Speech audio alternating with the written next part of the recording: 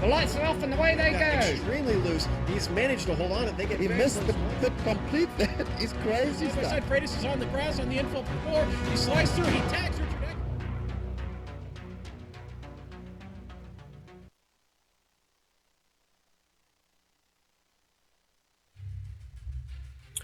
Hello and welcome to the broadcast of the SimRacing.pl fun event, which is presented by virtualracesimulators.pl. The event is being held at the Circuit of the Americas in Austin, Texas. I am your host, Richard Losper, and with me in the broadcast booth I have Brian Corwin, and spotting for us today is Ayrton Ellis. Our director is Kevin Brown, GT3 aficionado, who will be bringing all the action to you live on YouTube. So settle in, folks, for what we believe will be an exciting 90 minutes of racing featuring the McLaren, the McLaren MP4, I should say, the Roof Track, and the BMW Z4. Now, just a little bit about SimRacing.pl. They are a Polish sim racing community. This is our first broadcast for them, and they do host races on iRacing, R-Factor, and Race 07 as well. So we will be getting to know them a little bit more as the race goes on. Some tough drivers' names in this races. We won't. We'll apologize right up at the start if we get some of the names wrong. These are just not names that we can pronounce easily with our English backgrounds. However, we shall do our best. Now, Brian, this track, Circuit of the Americas, COTA as it's known, tell us a little bit about this track. It's brand new, we know. Yeah, to both the simulator and real life, it's a fairly new track within the last half decade. So it's very interesting to see how these guys are going to handle these GT3 cars here. The track itself is 5.515 kilometers in today's layouts. That's 3.427 miles. It was designed by Herman Tilke, specifically for F1 racing, but the World Endurance Championship, Grand Am's been here. I believe other racing clubs have been to this track, so it's getting used by all sorts of different types of racing, and it's a very challenging track. Today's layout has 20 turns. It's going to have at least 6 hairpins, so we will see a lot of varying speeds, elevation changes, tough corners for passing, and just driving by yourself. Very tricky track indeed, and it only has 2 straight sections, so those will be our key moments for passing. The rest is going to be single file racing, I do believe. Richard. Yeah, I think you're right there, Brian. With this track, I believe last year the V8 supercars from Australia came here and did a race. Apparently very successful it was. There's no doubt this is a very, very tough track. But we shall see how people are handling it. I see just from the qualifying times that they're hitting 2:03. So some of the guys are doing pretty well here, I must say. And right at the top of the qualifying board at the moment, we have Stefan Meisler. So 2:03.5, that is not bad at all for a track that is this tough. Now, just a little bit about the cars. Actually, before we talk about the cars, I do believe we have a lap guide. So Kevin, if you'd like to spool that lap guide for us, that would be great. Let's do a lap around Circuit of the Americas. Turn 1 is known for this incredible uphill braking zone.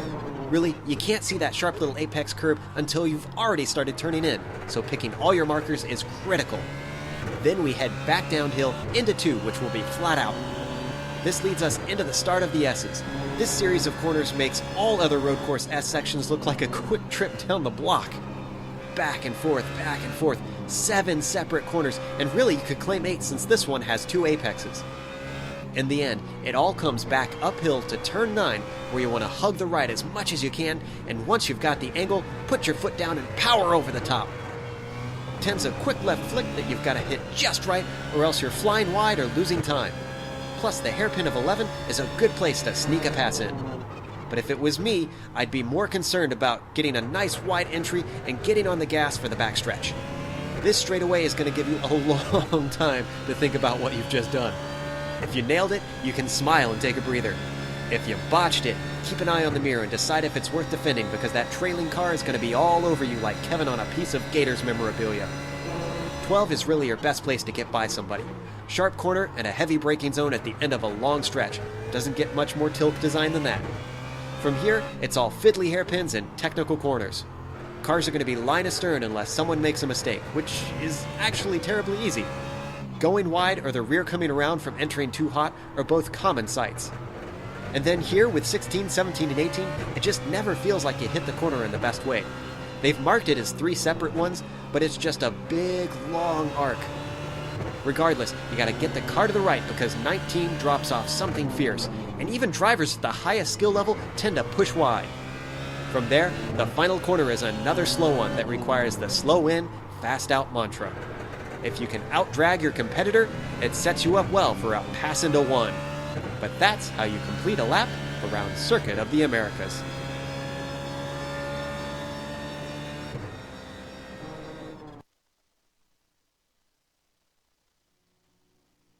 And welcome back, folks. You've just watched a lap around COTA. We're going to call it COTA, I think, instead of Circuit of the Americas, which is quite a mouthful. That was done by Kevin Brown in the GSRC Z4.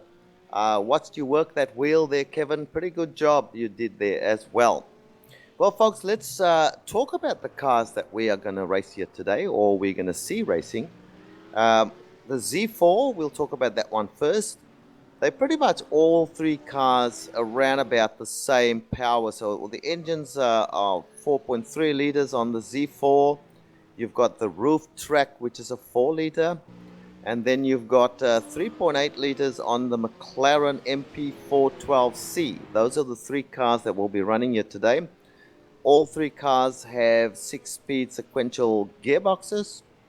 The weights of the cars are within kind of 40 kilograms of each other. So the McLaren is 1240 kilograms. For those of you who prefer pounds, that's 2728 pounds. The roof track weighs in at just over 1200 kilos, and the Z4 is dead on 1200 kilos. They carry different fuel loads as well. The McLaren can carry 130 liters of fuel. That's 34.4 gallons. We don't quite know what the roof track's fuel capacity is at this stage. We'll find that out. And the Z4 carries 100 liters. So, Brian, these cars are pretty even. And it seems that you know, the Z4 has a slight advantage early on, but I don't know whether it has enough to win races here. Yeah, Richard, and we had a kind of a debate earlier on today before the broadcast started on which car is better over the long haul. We're doing a 90-minute race today, so if one car has better fuel mileage or one group of drivers in a certain car can manage their fuel mileage better, they'll have a bigger advantage over the course of 90 minutes. So it'll be interesting to see how these strategies play out and to see what happens, and hopefully we'll have a good race. Well, just watching the guys work the cars around here, they seem to be doing very, very well. I'm most impressed. This track is very stop-start, so there's not a lot of time between you know, getting up from second gear or first gear even in 1 or 2 places. And then getting up to top gear.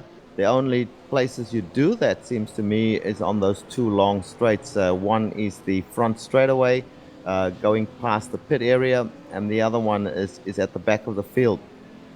So, you know, these guys are all starting to finish up on their qualifying laps now. I notice a few of them going back into the pit, down pit road. So I think there's still quite 3 minutes or so to go before the actual start of the race. So we might just watch a little bit of the action as these guys go around, and just stay quiet for a minute or so and just watch these guys go around. Director, you may want to just turn up the volume so we can just watch some of these cars go around.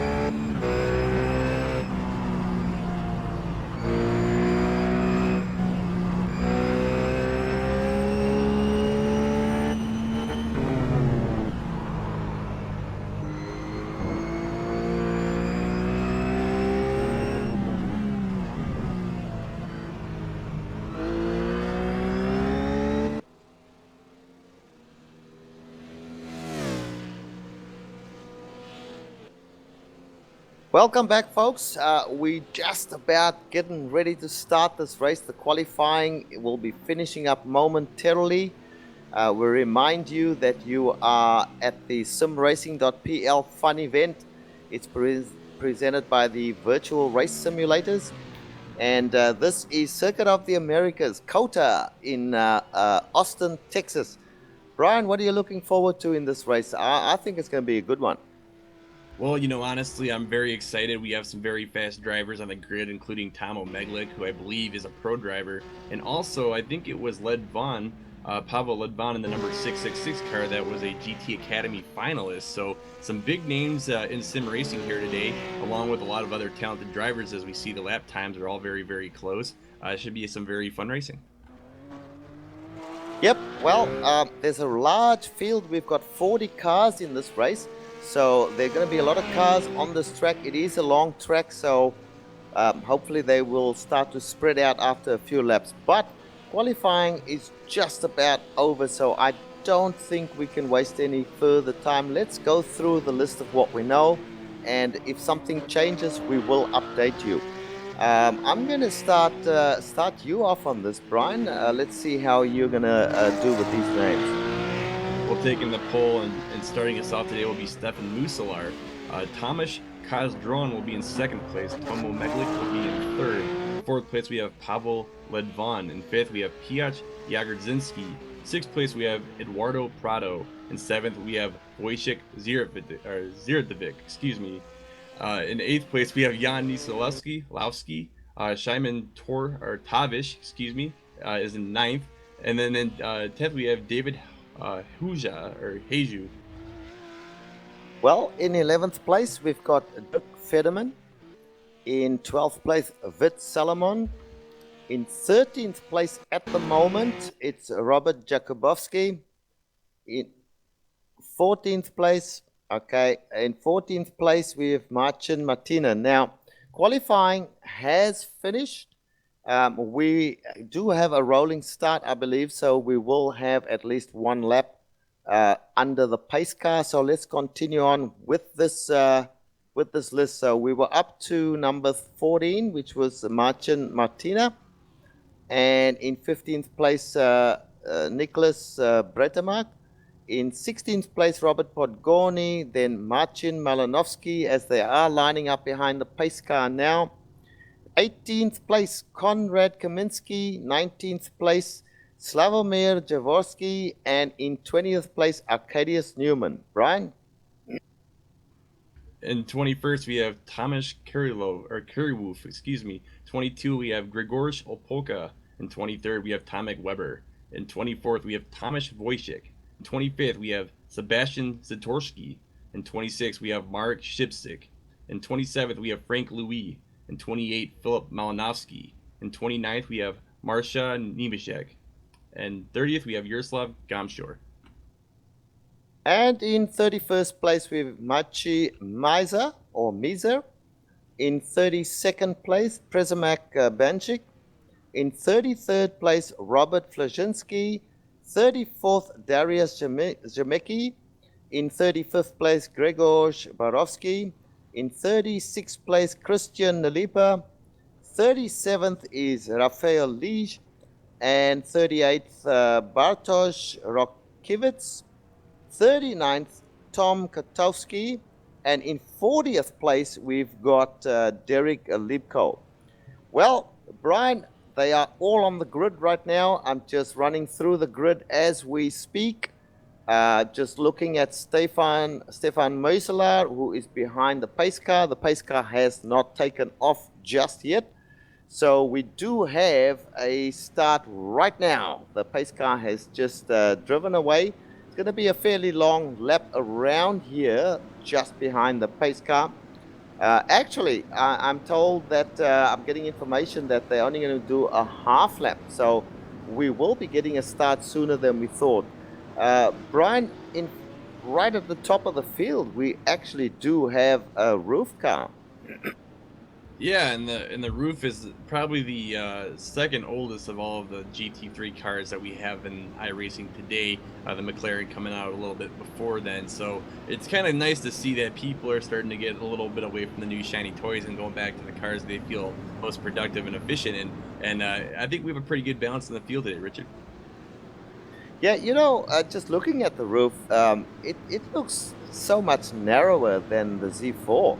The Z4 looks like a mean-looking car. It looks like it's got grunt and pace and something to look out for. Whereas the Porsche or the roof car actually looks a little bit thinner and is much smaller than the Z4. Let's try and get a look at one of the. There we go. I am looking at Eduardo Prado's car, and that is the first of our McLarens there. So he's in about 6th place. So we're getting ready for a start now, Brian. I'm going to give it over to you to call the start. All right, well, right now we're looking at Stefan Musalar, at least I am looking at him, as he takes off right now, and he has quite a commanding lead. He took that jump the second he got the chance, and he just took off, not looking back, as he's going to charge up the hill in the turn 1. Yes, indeed. He's already got a nice pick on the 2nd place that I'm looking at, Tomo Medlik. Tomo closed up in turn 1, and we see now that Stefan races away again as they're going to come through the complex of sweepers. Very, very tough, these sweepers, Brian. So at this point in time, a nice clean start from everybody. I didn't see anything towards the rear of the field.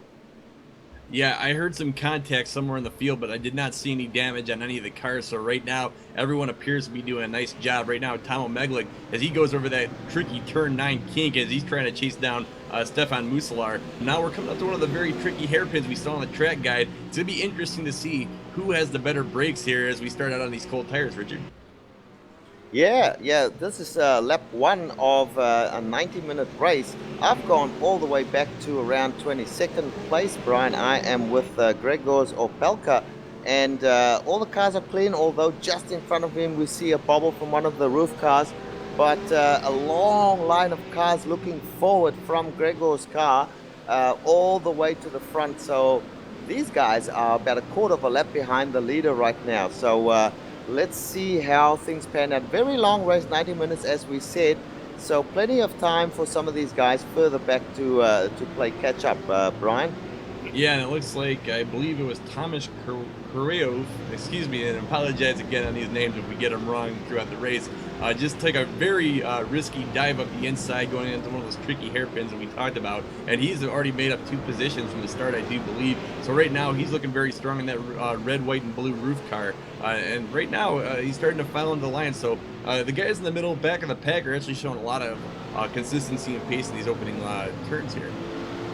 Yeah, everybody seems to be nice and clean going through. I'm going to drive a little bit with the organizer of this particular race, Robert Podgorny. He's in car number 76, and he's in 16th place right now, I think. So we'll just double check that. Yes, he is in 16th place. I am with him at the moment. He is in a McLaren, one of the few McLarens in this field.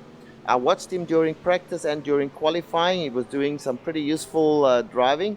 So let's just see how he does. He's coming up on the back of one of the roof cars. Some very interesting contrasts here between the various cars, Brian.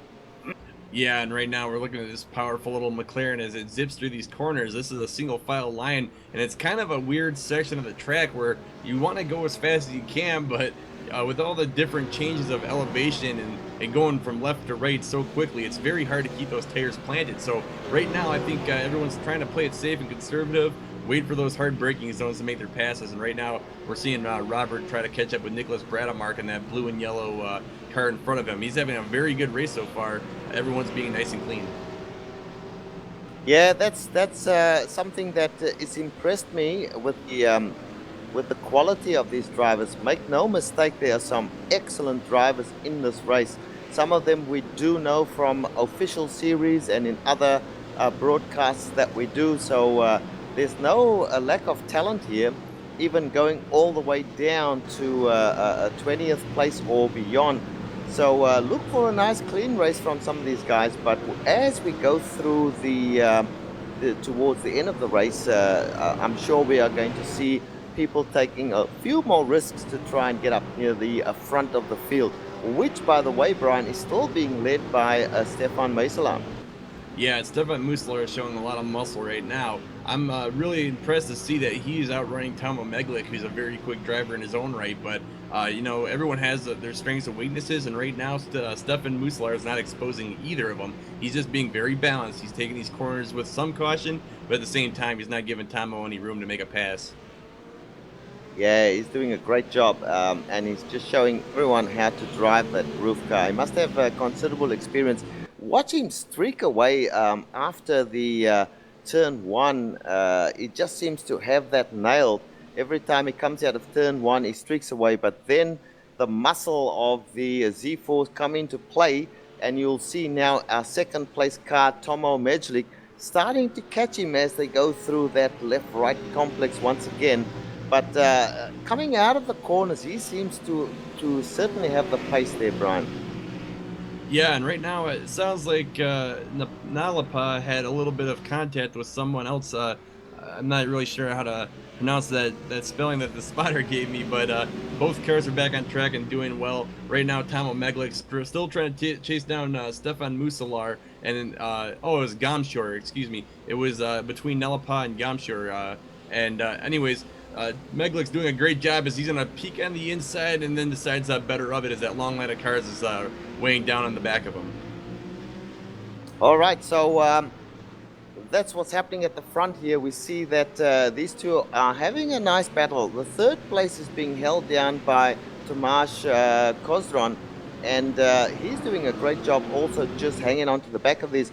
Brian, I do see that Tomo Meglik is now starting to find his feet a little bit, and he is gaining on Stefan Muselaar. Yes, he is, and right now it looks like that lead's gone down from 6/10 down to about 1/10 as they're so close, getting ready to go back down that start-finish line. I do get a little bit of word that the league or the event organizer, Mr. Pigorni, had a half spin and skimmed the wall just a little bit, but it appears that he's going to keep going, so hopefully his race was not going to be too affected by that little mistake that he made. But right now, we're looking at Tomo Meglik once again as he's going to look up the inside going into turn one. Does he have a run? He does not. He has to slow down for that curve, so he does not get a slowdown penalty. And right now, Tomasz Kozron is starting to get into the mix, so we have a three-car battle for the lead. Well, this is fantastic. We just mentioned that Meglik was starting to find his feet.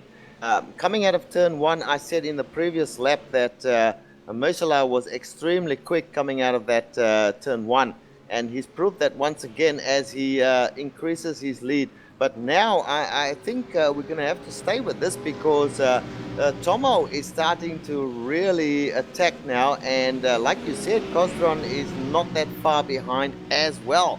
So we will go down and have a look at some of the others, but this is a great battle for the lead right now.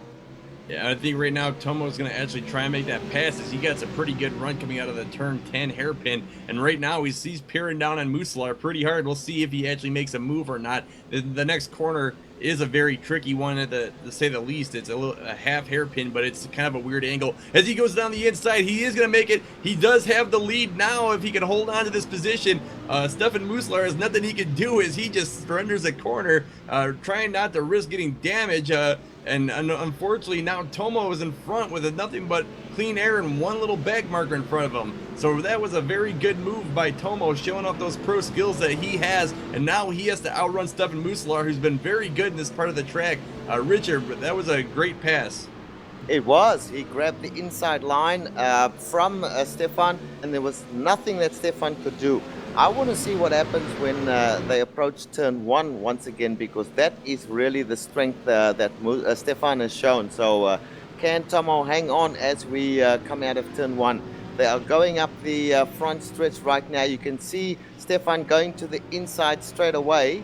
Tomo going to the inside. They do have a back marker in front of them. This is going to be interesting. Watch the exit from this corner. We did find that Stefan was extremely good coming out there. The back marker did not get in the way, and here we find as they go through this complex of S's This is where Tomo is very strong, but Tomo is showing the way here, Brian. He's taken this thing by the scruff of the neck. Yeah, it's only lap 5, and he's already starting to pull away slightly from Stefan Musalar, who I'm sure isn't too thrilled about giving up the lead. So right now, he's just showing some very good poise, and I can't really say I'm too surprised. He has a very good knack for road racing, and this track's challenging, so I think he might feel right at home with a little bit of a fight here. I do have a little bit of an update right now from our spotter, Aridin Ellis. It sounds like Robert Bigorni did go into the pits to repair damage. I don't know how much damage he did indeed have, but hopefully he'll be able to get back out and get back to racing. Unfortunately for him, though, that scrape on the wall was a little worse than he thought it might have been initially. Yeah, we've got the cameras on Robert right now, and he is out back on the track. He's just coming out of turn 1, going into the S's.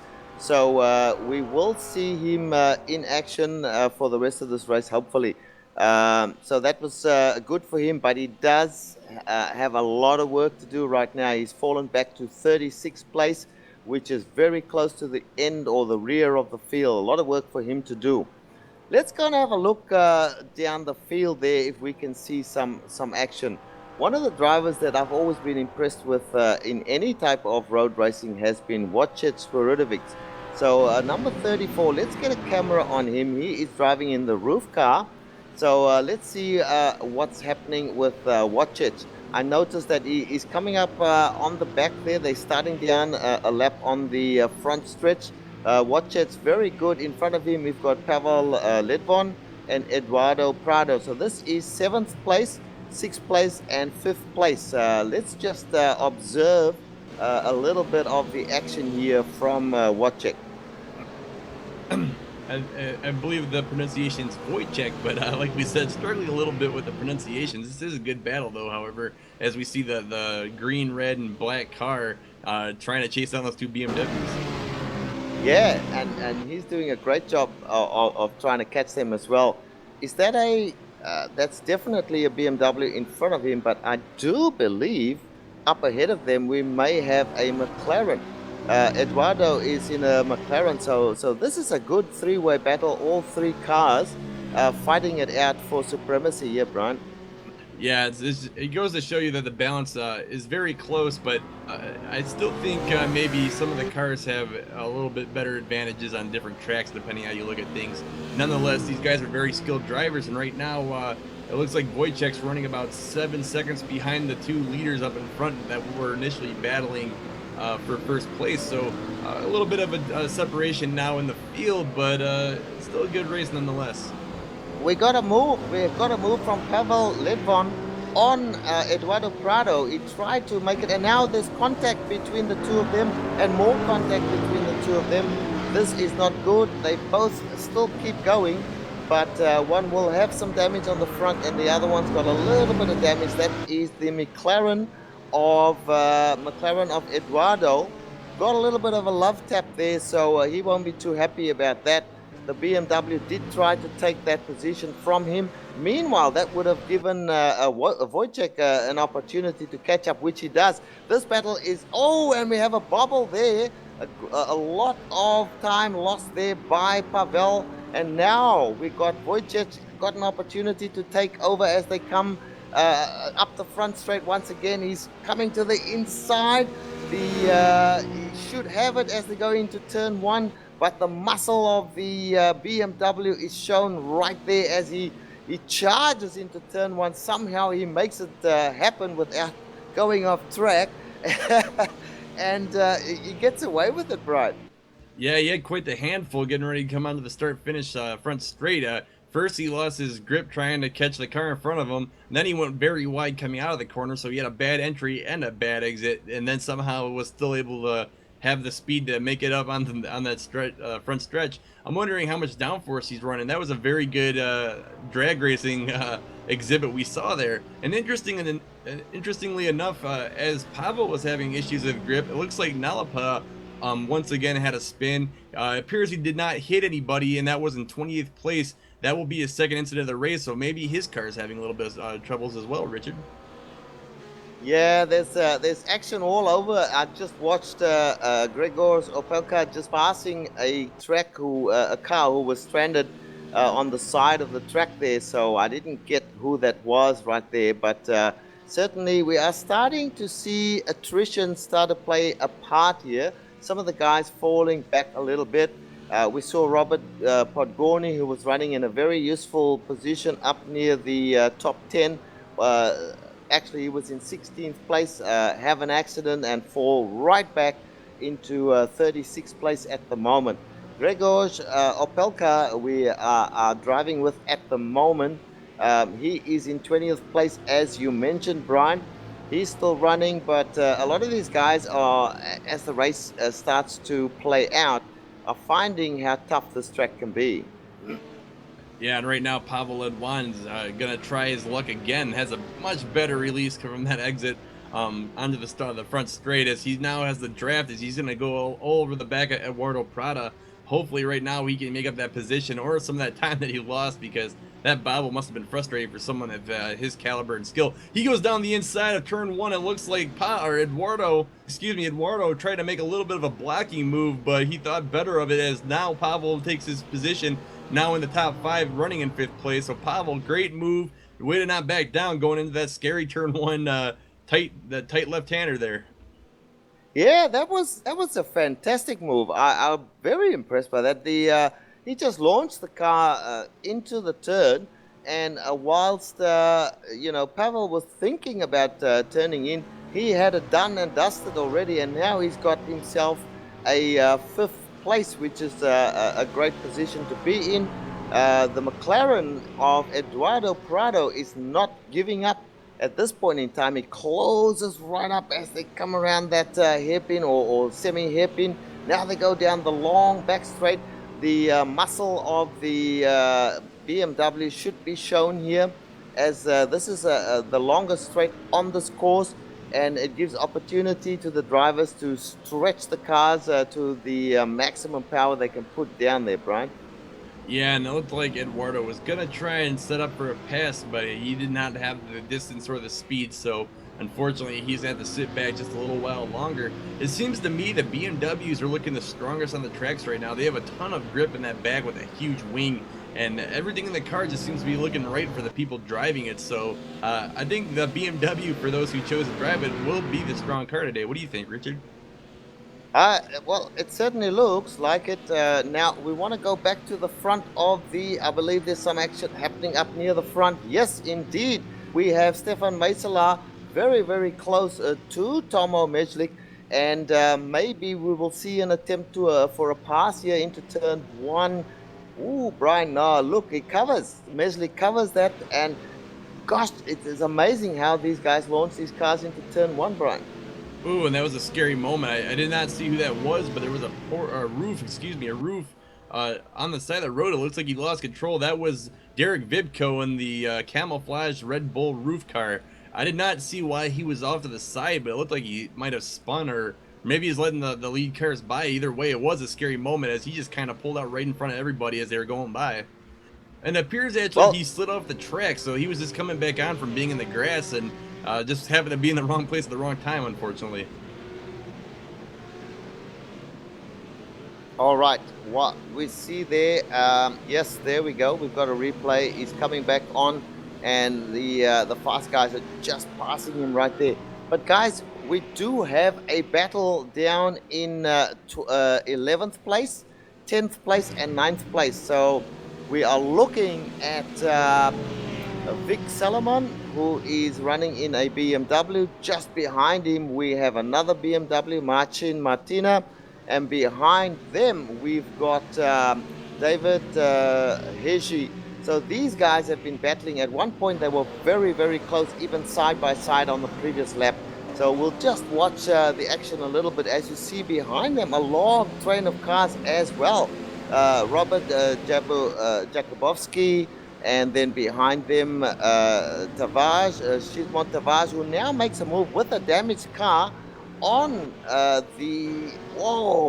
Brian, look at these guys side by side through some of these turns. That's crazy stuff.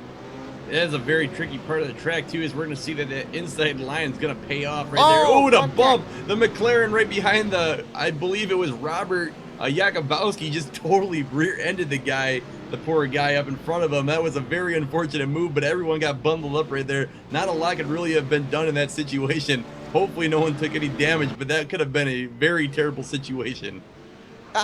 Well, Shimon Tavares already had damage, but we need to go back up to the front. Side-by-side stuff happening here with Stefan Meisela and Tomo Meslik. Tomo has a little bit of a bobble there as they come through the S's. Brian, the action is hot now when we're seeing Stefan trying to take back that first position. Yeah, unfortunately, there's so much going on the track, it's hard to pick one battle to look at. But right now, Tomo is actually looking very strong. But, Stefan Musalar is not going to give up. And right now, Kes Drone's also in the mix, still not giving up. So we have 3 cars still racing for the lead as we come down to this heartbreaking kind of hairpin sort of turn here. Looks like Meglik's going to get a better exit and probably outrun Stefan here. But Stefan has been very strong in the low speed, high braking corners with that roof putting the power down. So we'll probably see a passing attempt here. Is he close enough? He's going to tuck back in for now. Now he's going to look on the inside. He's thinking about it, but he's not going to go this time, Richard. You can tell that he's getting frustrated, wants to pass, but he's just waiting for the right moment. That's right. And meanwhile, Tomasz Kozdron has closed right up, although he falls off a little bit off the pace as they come through that section going towards, that's 18, 19. And now they come to the last section of the course. The action, let me tell you, is Tomo Meslik has got to do everything he can to hold out Stefan at the moment. Stefan looking real pacey and wanting to get that first position back. Yes, indeed, and it has to be said that back straight is kind of deceiving. You get your hopes up that you're going to make a good pass, but you're going to be on the outside for the next 2 corners because they're both going to be right-handers. But then if you get very lucky, you can make a left-hander attempt after 15. So it's a very tricky, complex situation, and that's why Stefan's trying to get the right moment to pass, because it's an F1 style track. Anything can go wrong, and one little bobble is going to cost you a race here. Well, I'm getting information. We need to go and look and see what's happening in around 10th place at this point in time. We still have that long train. We're currently driving with Martian Martina in 10th place, in 11th place, sorry. And just in front of him, David Hiji. Oh, side by side. Or is that, no, that was the slower car that they all just passed there. That was scary right there, Brian. Yeah, I completely agree with what he did. You want to, as a back marker, get out of the way, but in a hairpin kind of very tight apexing corner, maybe that was not the right place to do that. And unfortunately, it did cost everybody a few seconds, but it did not break up the battle. So we're going back to it right now, looking at David Haju as he tries to take over. I believe that is Martian Martina or Vit Solomon, excuse me. My live timing's a little funky right now. But again, these 4 or 5 drivers still going at it despite bumping and running and being all over each other throughout these last 11 laps, Richard. Very good stuff. Yeah, these guys, it's just surprising to me as we see Martina closing up on Heiji, not making it happen there, but certainly trying very, very hard to take that position away. That is 10th place these guys are fighting for. In a field of 40 cars, 10th place is an extremely useful position. So, look, there are battles all over the place at the moment, and everywhere you look, there's something going on. So, the guys are pretty spread out now, and I am still amazed at how well these drivers are handling this track, Brian. Yeah, they're doing a lot better than I would. I know that. As we see a huge dive down the inside, Martina's going to go for it. I believe that's Martina. I could be wrong on the wrong car, but man, that was Tavish, as he made a very risky move, but it pulled off very nicely, and now he has nothing but clean air in front of him, Richard. Yeah, well, Tavares, if you look at his car, it looks pretty second-hand there. A job for the panel beaters. He got a few taps from various drivers, but it hasn't slowed him down at all as he goes back up the front straight now.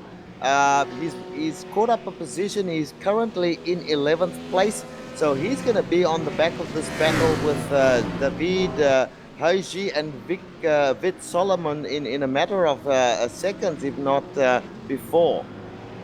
Yeah, and it seemed like Martina was voicing his dissatisfaction with that pass, but nonetheless, it's very entertaining stuff now as he's going to try, or excuse me, as Shimon Tavish is going to now try and run down David Heiju. I apologize for the names once again. I'm having a lot of trouble with that name for some reason, but he's going to try and chase down David as we see now going through the tricky 8, 9, and 10 complex here in this track.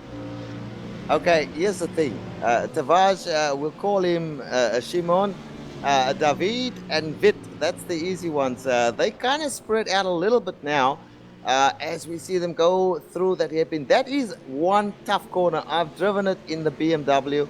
It looks like it should be easy, but it's not easy at all. These guys struggle to get the car to turn in there because it's kind of off camber as well.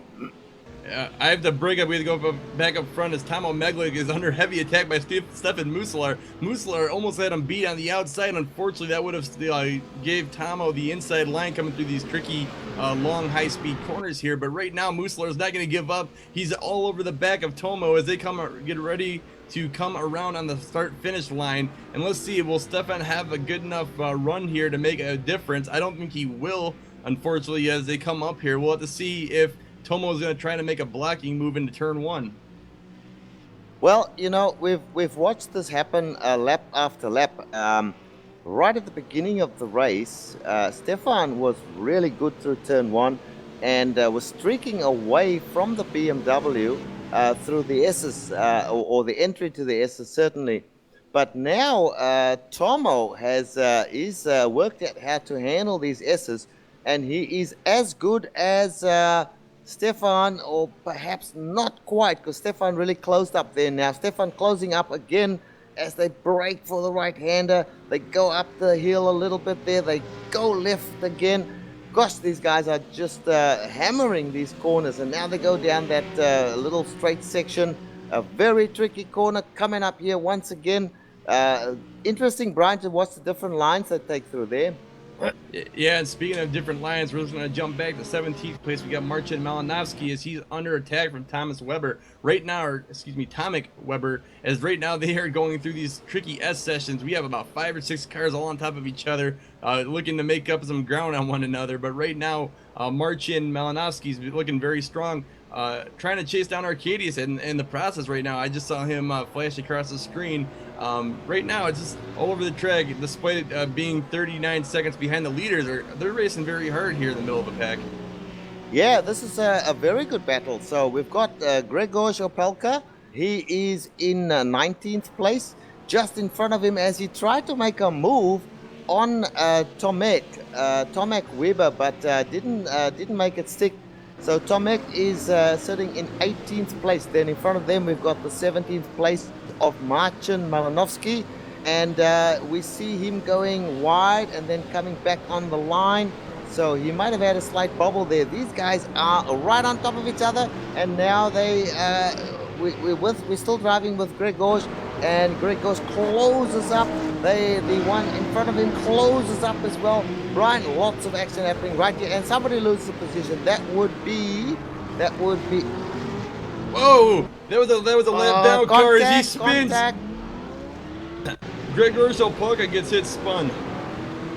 That was Misa that is standing still just in front of him now. We have Wojcik, Lucas Wojcik, who seems to have regained. And the leader has crashed, we believe. Yeah, it sounds like Stefan Muselar might have spun the lead car of Tomo Meglik. Richard, why don't you go investigate that one, and I'll try to figure out what happened at the same time further back in the track with Miser. All right, now we've got a replay. There's a car, that's our leader, who certainly spun. I believe that was in turn 1. And we're watching the replay once again. Yes, is spinning, and he's lost the lead obviously now to Stefan Meisler. And sorry, let's just recap that for you. Okay, so right now our leader is Tomasz Kozdran. And in second place, we then have, well, you know what?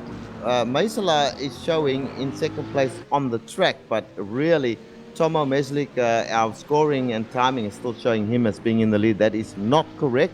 If you're watching the iRacing screen, that is not correct. So a change for the lead, and Tomasz, well, Kedzron, Brian, who was just in, as we see a car off the track once again. That is Kotowski, Tom Kotowski off the track in his roof car. So action everywhere. I'm starting to lose it here, Brian. Take over and say something. Yeah, sorry everyone. We'll try to get you caught up on what happened. The first report right now is we're watching the lead cars of Thomas Kozdron get chased down by Stefan Muslar. I do believe Muslar is faster, but right now Thomas has the real estate when it comes to straight line speed and having grip in these tricky corners. I believe the first spun we were talking about happened when a backmarker of Mizar tried to give way to the cars battling out in the middle of the pack. He got unfortunately trapped on the inside of a tight left-hand corner and had nowhere to go, which resulted in the next two cars behind him in a spin and hit. Now he went up the road a little ways further and he spun out once again, so I don't know if he's going to be out of the race officially, but right now his car is looking kind of second-hand, as Richard always says. Now Richard, now that you've had a chance to click your thoughts, what happened in the front of the pack with the two lead cars? All right, so now we had a spin by the then leader, which was Tomo Meslik. Tomo is now in 7th place in the number 24 car.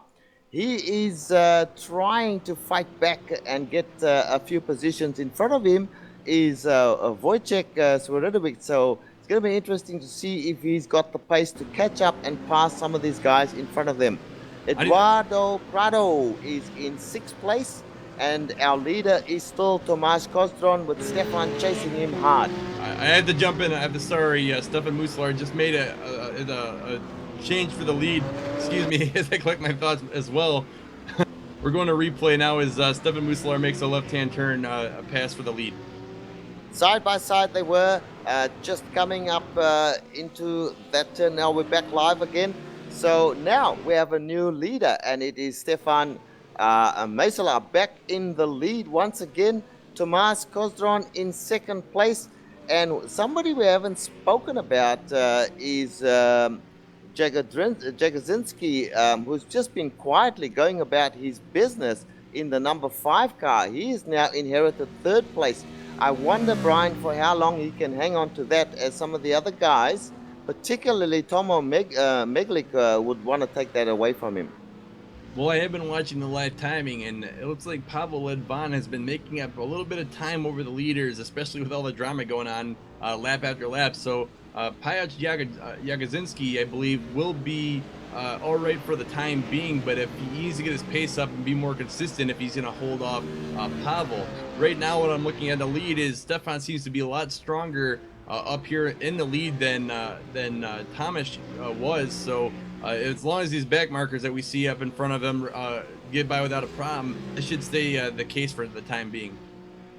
Well, you keep an eye on that action there. I'm driving again with Tomo Meglik, who he must be angry at himself for having that spin, but he's putting down some really good laps here, and he's starting to catch up to Wojciech Swiridowicz. He closes right up right there, and Wojciech really had to take a bit of evasive action as he almost slid 4-wheel drift through that corner.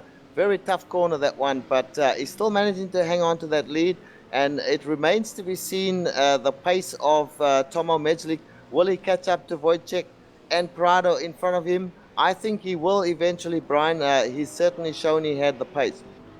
Yeah, and right now it looks like Thomas Kozdron started to jump again to the front of the pack. It is starting to slip away a little bit as I'm watching these lap times, as Piach is once again just gaining a little by little by every section of the track. So, Richard, I think it's safe to say we can go look for another battle somewhere on the track at this time. Oh, Stefan Maisela goes very, very wide, and that's given just as we were about to go somewhere else. Kozdron had an opportunity to catch up. He was right way out in the weeds of the track. Mind you, this is a great track with the runoffs being very nice and very wide, and he managed to bring it back online, and it has given an opportunity for Cosdron to catch up. But Maisala loves this portion of the track that we're on right now, coming out of turn 1 and going into those S's, those sweeping S's. It's a great looking part of the track, but let me tell you, it is very difficult to negotiate. Yeah, and I have to apologize to Stefan for saying anything safe in a GT3 race. It looks like we had a little bit of a commentator's curse there, but everything seems to be under control again, as we see now Thomas Castron trying to catch up with Stefan, who made that initial mistake. But, you know, let me tell you, Stefan, despite all of the drama and the battles and the mistakes he's had throughout the race, is still looking very strong and racy today. I think his car's set up like a slot car. Well, you asked me to look around for some battles. I'm looking around right now and trying to find something.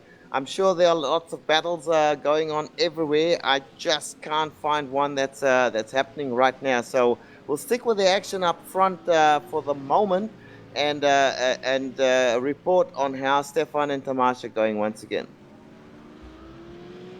All right, Yeah. how about Richard? How about this? We'll go on break for a few minutes. I think the pit window will be opening within the next 5 or 10 minutes.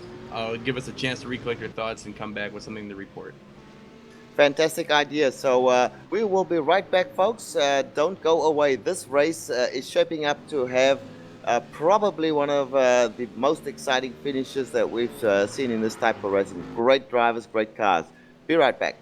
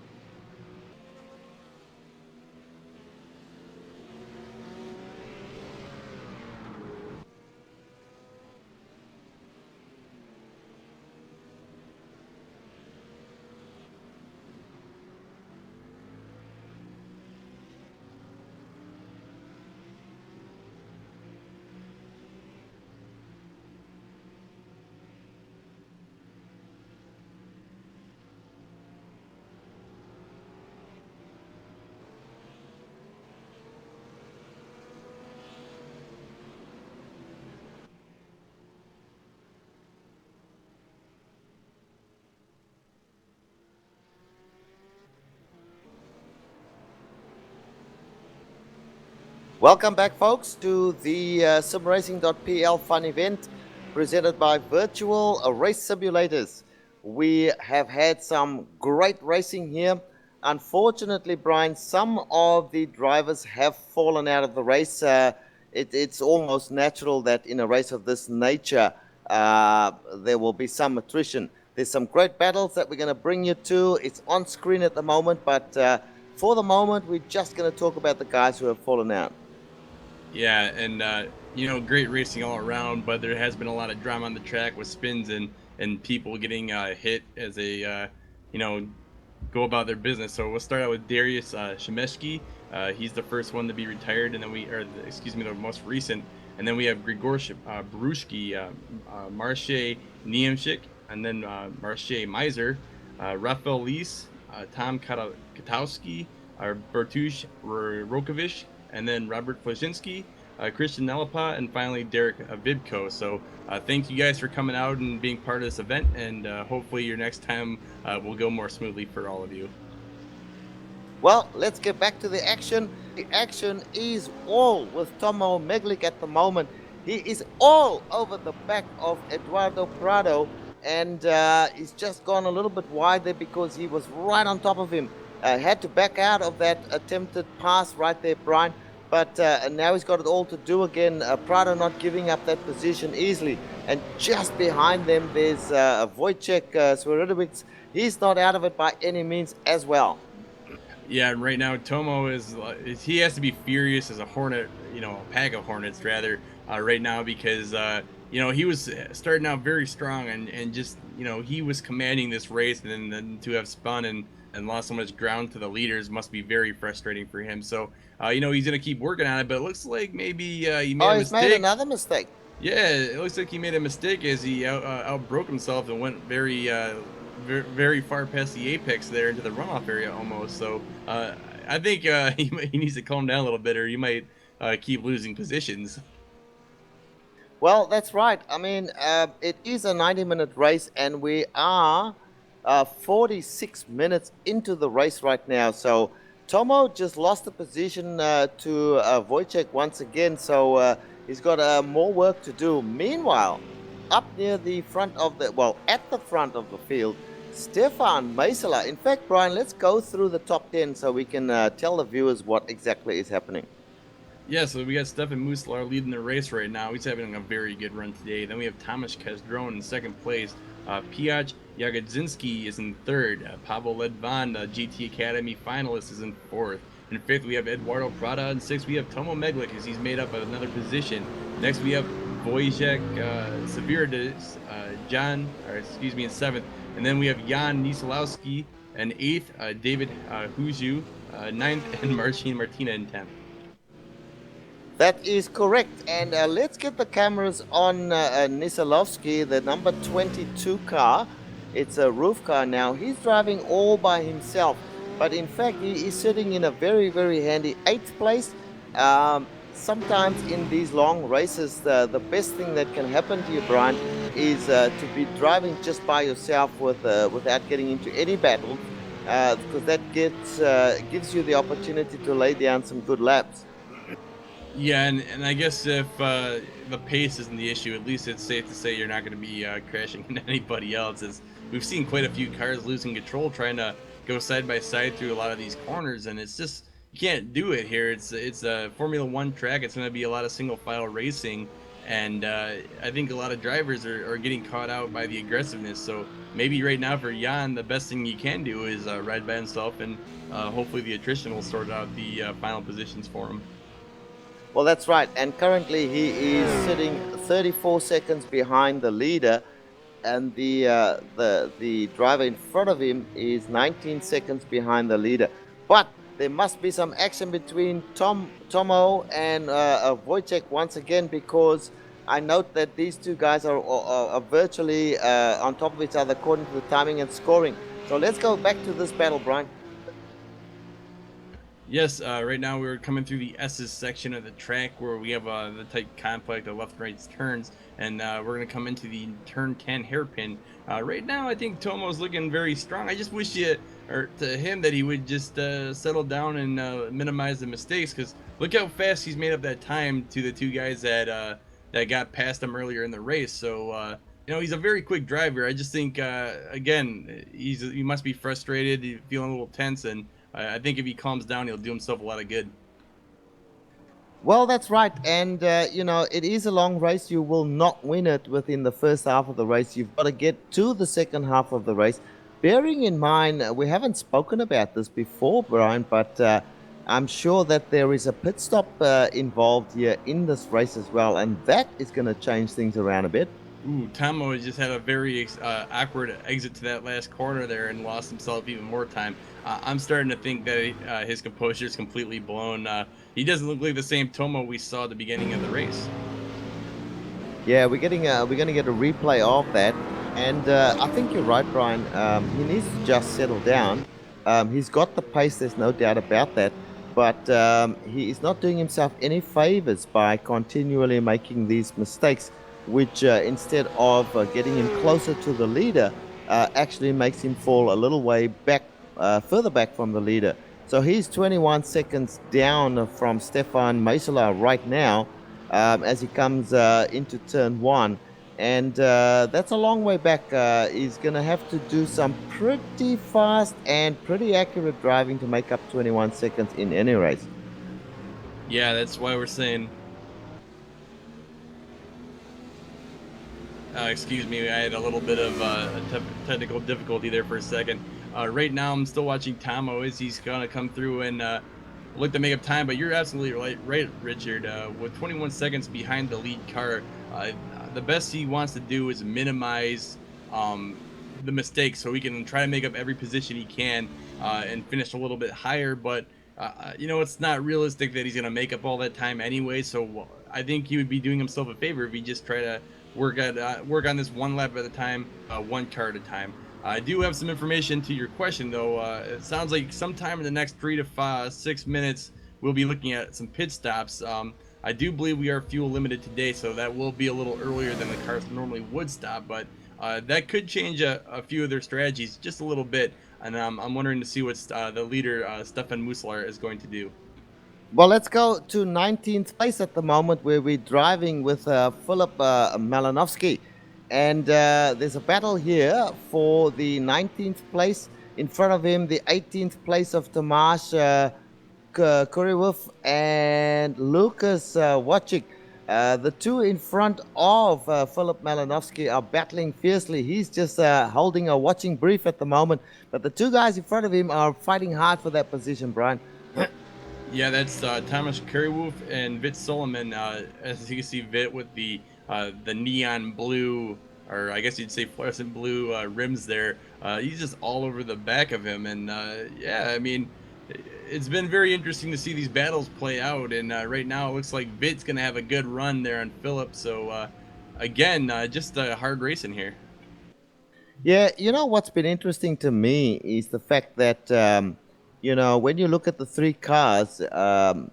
You look at the BM. Oh, as he almost hit the car of, that was Vit Solomon, nearly hitting the roof of Tomasz Kuriwov. He got away without touching him, but he had to take massive evasive action to avoid hitting him there, Brian. Yeah, I don't even think he intended to pass there. It looked like he got a little too hard on the brakes and bobbled around there for a little bit before he was able to make his initial turn in. So that was a very lucky move, regardless of the intent, that he did get that position. But man, if I'm the next car back, I'm probably looking for a new tracksuit right now. Well, I tell you what, getting back to my point, there we see Kuriwov going into the pits, so maybe the start of the pit stops is happening right now, Brian. So this is going to be interesting. It's also going to change things up a heck of a lot for all of us. But I want to make this point before I forget all about it, and that is that you've got three different makes of cars in this race, And one would think, just looking at the BMW, it looks mean, it looks racy, it looks fast, but that's not been the case at all. We have, at the moment, Stefan Meisela leading in a roof track car. Tomas Kodron coming into the pits, by the way, is in a BMW. So yes, Brian, the pit stops are starting. Yeah, also we had Piach go into the pits. He was in 4th place at the time. He filed back to 15th place. It does look like, as you said, we are going to the pit window right now. So I'm wondering what the thoughts here are going to be. Should they take new tires? They've been going just under an hour on the ones they have now, but I think maybe they can go without them if they're conservative enough with the rest of the race. With that being said, we're going to go back to Tomic Weber now and see what's going on with him. Well,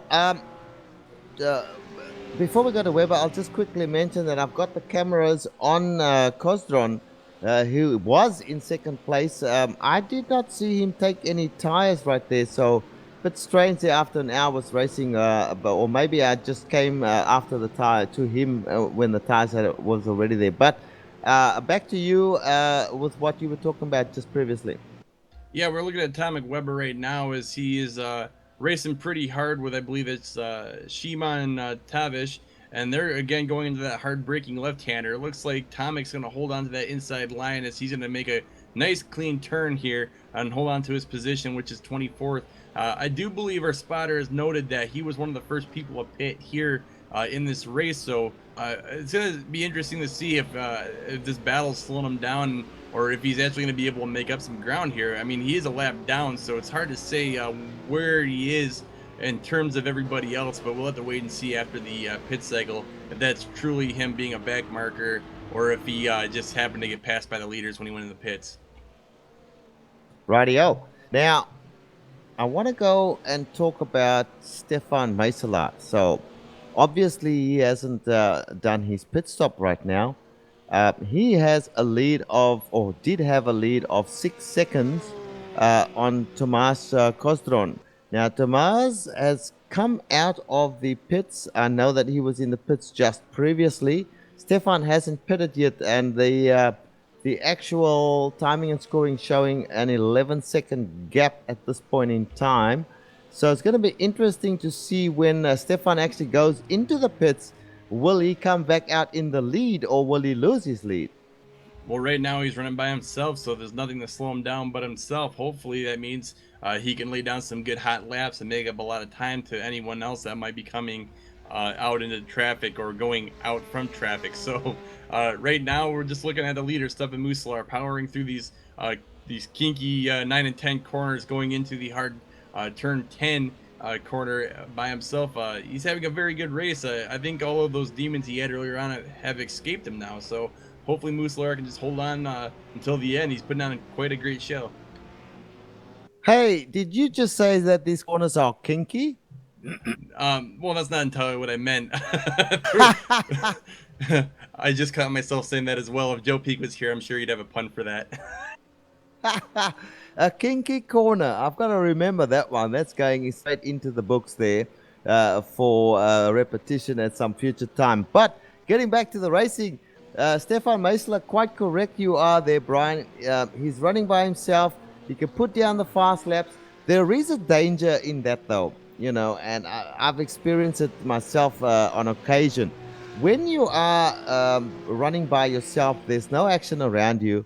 You tend to get into a groove, but at the same time, your mind may start to wander and your concentration levels actually drop, as we see Stefan coming into the pits right now. So he will be pitting, and I want to see whether he takes some tires. Brian, have a look at see where the second place of Pavel Ledwan is, and let's see if he can catch up that 11 seconds or part thereof. Well, Ledvan just passed the start-finish line, so let's see here. Now he passed the start-finish line. Kozron we need to watch. Okay, I'll go find Kozron. He's in 7th place at the moment. He was in 2nd place before the pit stops.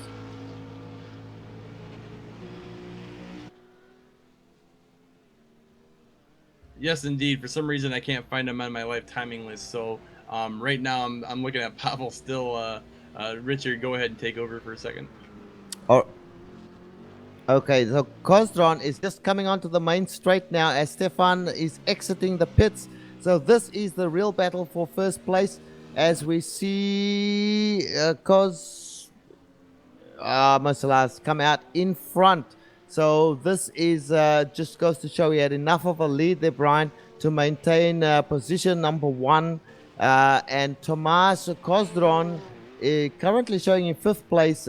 When the pit cycle shakes out, we will find that he is in 2nd place, no doubt. Yeah, and I do want to bring up a quick point here. It does appear today we have an incident level as Bertush Rokovic and Tom Kitowski have both been disqualified, which I assume is for too many off tracks. Richard, you've done some laps here, it sounds like. Tell us a little bit about what is an off track penalty and how does that affect you in terms of racing? Sure. This is something that is unique to iRacing. So if you put your car off the track, iRacing assigns you a penalty point. So if you go just off the track, you may get 1 penalty point. It's called a 1x. If you lose control of your car or hit a wall, you may get 2 penalty points.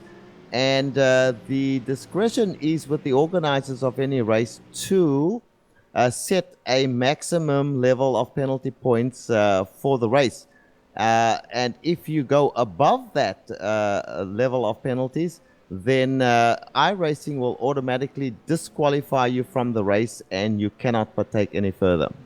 Yeah, and to add, the league organizer, as you said, comes up with an arbitrary number, so it might be 30 incident points, it could be as low as 10 incident points. It's really up to the quality of racing you're trying to advertise and how hard you want these people to work for it. Now, this track is notorious for having a ton of off-track penalties. Every time you see a car go into that red or green area to the side of the track, that's basically a 1x. So these guys have to keep that in mind when they're racing very hard here today, and we have seen them do a very good job of managing their track space. Right now it looks like, however, everyone is starting to file through as we see more back markers led by Kozron. So we do have quite the good driving here as he's trying to make up all that time over there on Stefan Muslar, who is just over 2 seconds in front of him. Well, that's right. There is a battle going on. We're getting information for 7th place with Arcadius Newman in the 7th place. Then behind them, a whole bunch of cars. You got about 4 cars here in this battle. Wojciech is in there. Just ahead of him, we have Arcadius Newman, as we said. And ahead of them, we've got... I can't pronounce that name. I'll keep forgetting what it is, Brian. Severe Dix or Jagodinsky? Yeah, Jagodinsky. What is the first name? Oh, it's Payach. Payach. I keep forgetting that. Ooh, and then Rafa Lees has a big spin. I'm sorry, Richard, to break in. He has a big spin. I don't think there's anyone around him, but Rafa Lees had a huge spin coming around that pretty, I would have to say pedestrian corner. There's nothing too tricky about that corner. It's just, Richard, what happened? Well, that was 34th place. He was coming out of the corner and just didn't make it. And he did a 360 and a little pirouette, and he's back on track and running again. A great replay there from. I'm sure he's not going to be really proud of that moment there. As we see, going back to the battle that we were talking about, and the battle that we are talking about is for the 3rd place that I am looking at here. We've got Eduardo Prado, and in front of him, no, he's not part of that battle. He's further back, so 2nd place. Okay, let's recap. What we've got is, in effect, Brian, our leader is still Stefan Meisela. Even though Tomo and Pavel Litvon are showing as being in front of them, my guess is they have not pitted yet. Tomas Kozron is in 2nd place. Yep. Pavel has pitted. I do believe Tomo is. If he has not pitted, he will be pitting soon. So Megalith has not stopped. Excuse me. We have the director talking in our ears right now. Stefan Muslar is in effect the leader, and Thomas Kasdron's in second place. And right now, as we say that, Dirk Fetterman goes in the pits. And we do have a battle here between Tomas Kedron and Stefan Meiselaar. Now, remember, Brian, Stefan had a lead before the pit stops of 21 seconds. Right now, he's got no lead at all. Well, that's the nature of the beast when it comes down to the pit schedule. It could give you a false sense of security, but right now we're seeing this happen all over again. Stefan Muselaar coming through the turn 9 kink, not kinky corner, and Thomas Kasdron is right over the back of him. So again, an intense battle wages on. Making a move, going into the final sequence of turns there. He doesn't make it stick though. He had to go pretty close to the inside of the corner to try and make the pass, and that was very, very tight for him, and he didn't make it stick, whereas Stefan had a wider area of track to work with. So Stefan maintains the lead, but it was pretty close, and now we see once again the BMW closing up as they come through that long section there where it's a sweeping section where it's a little bit off camber and very difficult. Now they go onto the front stretch once again. What can Tomas do? Meiselaar's very good through this part, we know. All right, I just got word that Tomo Meglic, the effective race leader at the moment, has pitted. So the next time by, we will have the updated live timing. Hopefully everyone is now pitted and we can see where they are at. And also, right now, I'm starting to think Thomas Kasdron is actually faster than Stefan Muselaar for the first time in this race. It just seems like everywhere Stefan goes, Thomas makes up just a little bit more time. So, maybe, I don't want to say he was sandbagging, but maybe he's feeling a little more confident after an hour of racing, and he's feeling like he could push the car a little bit more than he initially could. Well, Brian, I think you're right. There's nothing that makes the juices flow and the adrenaline pump more strongly than when you see the number one place just in front of you and you're running in second. It's a good place to be. You can see exactly what's happening. As he goes to the inside, he's not really making a move. It's just that Meiselaar takes a wider line there. He's trying hard, but he's certainly on the pace now with Meiselaar. And I tell you what, I think he's going to make a move. Remember that we are past the 1 hour mark in this race, so there will be less than 30 minutes to go. In fact, something like 20 odd minutes to go in this race. So time is running out. Stefan Meiselaar has been racing for over an hour, as has all the other guys, and he's been working very hard to stay at the front of this race. Meanwhile, behind him now, Tomas is just sitting back and watching what's happening. It's a good place to be. Yeah, right now Thomas is playing mind games with Stefan, as we keep seeing him poke his nose out and get in that mirror. He's not necessarily trying to pass there. What he's doing there is he's trying to make Stefan think about, is this guy going to try and pass me somewhere awkward, and how am I going to deal with that? If you can get the driver in front of you thinking about things other than what's going on in front of him, that's a good way to cause a mistake, which will in turn give you a better chance of making a pass. So right now, Thomas looking like a seasoned veteran. He knows what he's doing. He's blatantly making himself very big in Stefan's mirror. Well, that's right. And I tell you what, we should put the cameras on Pavel Ledvon. Pavel, we've mentioned before, has just been quietly going about his business, and he finds himself in third place now.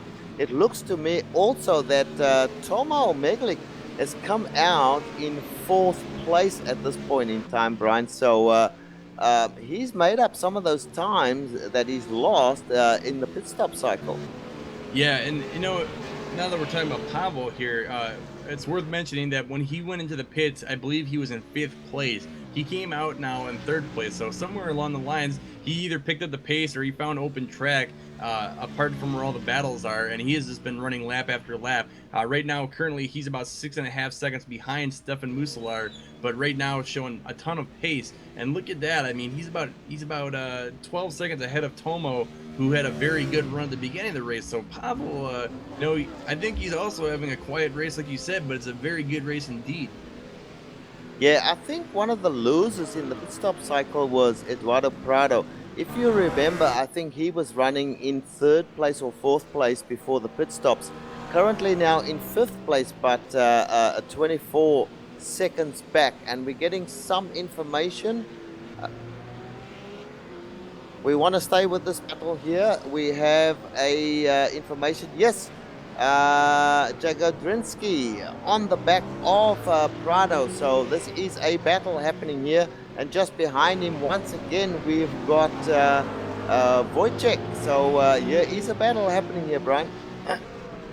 Yeah, and right now I seem to be having a little bit of a technical difficulties. I'm not able to get on Piach's car, so let me get back to you, Richard, in here in a second. All right, so I will call the action. In the front of this little pack is Eduardo Prado. Now, we thought that he was running nice and quietly by himself. Not the case, folks. He is, in fact, in a fierce battle just behind him. We got Jagodrinsky, and just behind them, Wojciech Swiatek. So these three are battling for the 7th place, the 6th place, and the 5th place. So whoever can get in front of this little pack will be in 5th place. Not a bad place to be at the end of a race, Brian. Yeah, I apologize for not being able to carry on the action there. It do seem like I'm having a little bit of a connection problem on my end. Cars are blinking in and out, but right now it seems to be a little bit better. So right now, I'm looking at Wojciech Swiatek as he comes up the start-finish line behind Piach and Eduardo, I believe that is. And yeah, these three guys running a little bit ways back, but you know, being very competitive and racy throughout the race, being very respectful and driving a clean race. So good job for them, the three drivers. Yeah, and you may need to catch up with the action a little bit there, Brian. Those technical difficulties have put you behind. You're probably in replay mode right now. The battle is very, very tough and very hot at the moment. Eduardo Prado is doing everything he can, Brian, to hang on to that 5th place. But the guys behind him are trying to push to take it all away from him. Yes, indeed. And right now, Eduardo, I feel like he's doing a very overachieved job. I feel like he's not really got the pace right now, but he's being very consistent, and that's where others have failed. We've seen a lot of mistakes and different strange happenings throughout the race. So right now, I do believe Eduardo is benefiting from his consistency, and that is why he's having such a strong run today. Yes, but can he hold it up?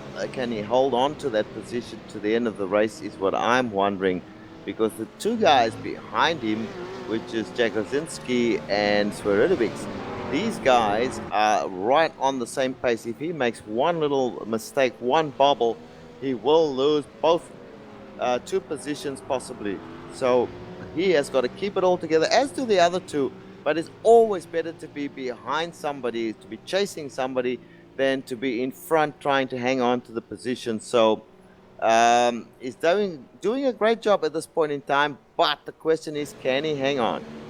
It looks like Piach had a lot better run through turn 1.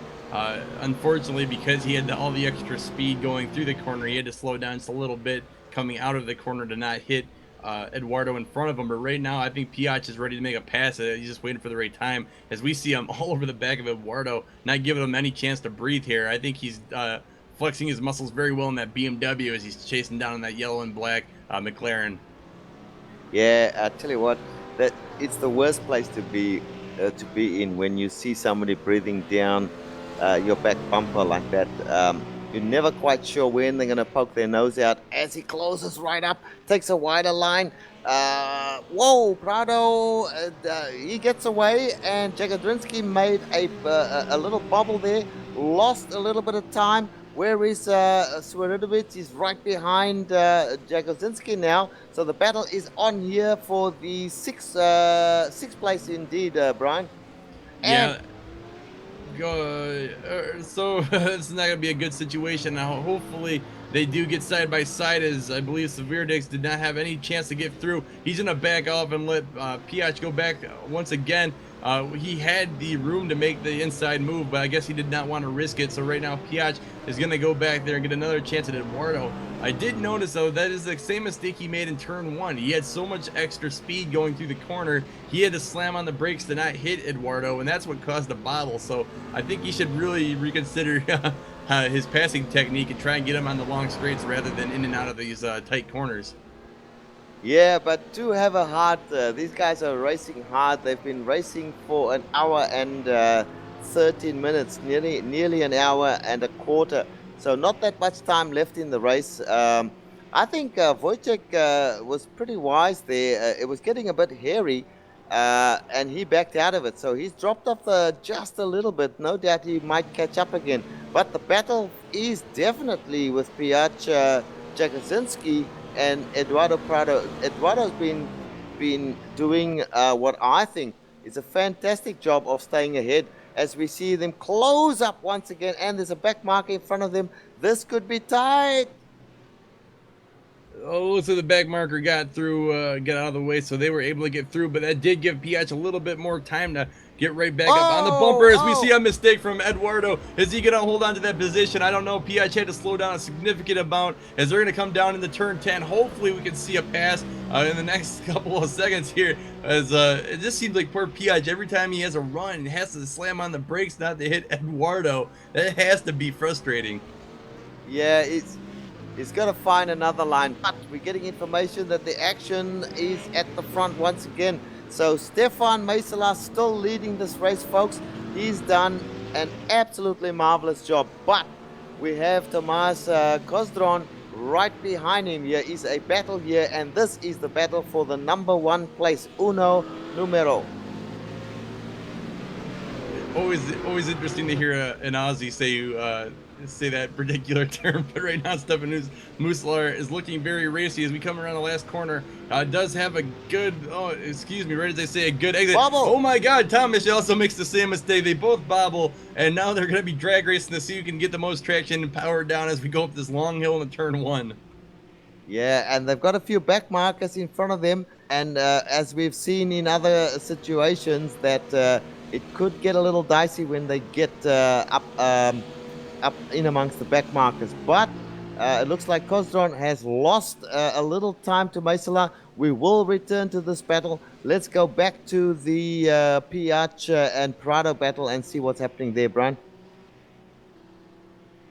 Yes, right now Piach, it looks like he's still trying to get around Eduardo. There he goes in that hard braking zone once again. Just cannot find a way around, and I mean, I'm wondering how much longer he's gonna play Mr. Nice Guy before he gets a little more rough, because right now we're looking at just maybe over the 15-minute mark at the end of the race. So he's running out of time very rapidly. He does need to make a move soon if he is gonna get a chance to, because if he keeps sitting back, time's gonna run out before he knows it. Okay, so folks, look, I think that at this point in time, we'll take a short break, and then we'll come and call the final 15 or so minutes for you. Don't go away. I'm sure we're in for a very exciting finish here.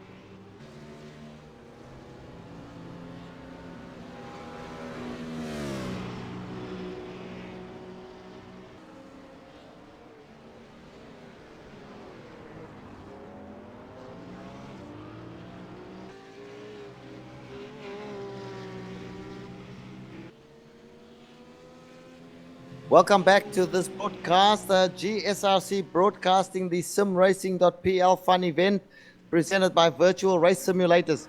We are on position numbers 1 and 2. We are getting to the end of this race, Brian. The action is hot right at the front here.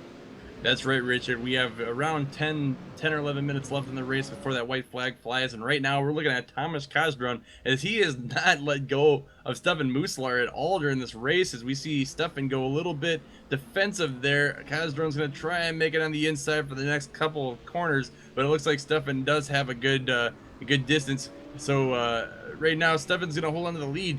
Now, Stefan's had a very consistent run ever since those initial mistakes earlier on in the race. I think he's just kind of put his nose to the grindstone and hasn't looked back since. Well, that's right. And, Tomasz had an opportunity there in the BMW. He kind of muffed it because the braking, these BMWs, we understand, can brake a little bit later than the roof cars, for instance. Now we had a bobble from Stefan right there. So we see the Tomasz BMW closing up again, going up the front straight towards turn 1, where we know that Stefan is really good. But they can brake later, and he had braked himself there in that previous lap, Brian. Yeah, Kosdron did his little trademark look on the inside and get back on the right side, but it didn't pay off. He had to tuck back in. Stefan made another little bit of a mistake, getting a little too much curve, but he held onto the lead. So right now, for the time being, Stefan's going to get that lead for another lap, it looks like. Now, this has been going on for lap after lap. As we see Stefan hit the curbing there, went out on the verge of the track, and would have got a 1x from that, but still manages to hang on to the lead. He, I don't know how he hung on to that. The car was virtually 4 wheels off the ground there, Brian. Yeah, and it kind of reminded me of back when Memo Rojas and Scott Pruitt's car in the Grand Am Series hit those yellow bumps and went flying through the air, essentially ruining their day. I can only imagine what it's like being in a roof with a lot less downforce in suspension, slamming into a hard cement block like that at the speeds they're going. That must have been a very tough save, but Stefan again holding on to the lead as now Thomas is he's going to look on the inside once again. So again, this battle in the lead's going very well, and I think there's been a lot of respect here on the track.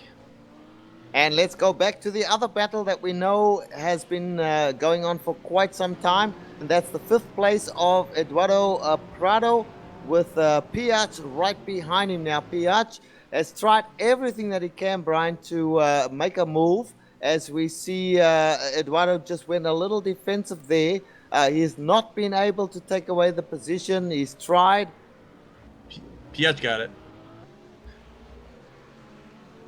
Piach actually did get the position. It looks like. Go ahead, Brian. When we were off of the camera, somewhere along the line, Piach did get the position. And I'm not hearing anything. So I will correct myself. It looks like Piach is currently, yes, he is in the 5th position. Eduardo Prado lost that position on the previous lap whilst we were with the front runners and looking at the action there. So now we did see that Prado is now behind and trying to get the 5th position back. And in fact, Wojciech still behind him. He's the only one that's maintained his position. So this battle is not over. The laps are running down. We're on 1 minute and 24 according to the timing and scoring. That leaves us, Brian, only a few laps, maybe 3 or 4 laps left in this race. As we see Prado go to the outside, coming up to turn 1, trying to get the position back, goes wide. Piach covers on the inside and manages to stick there. So the battle is really, really on for that 6th place.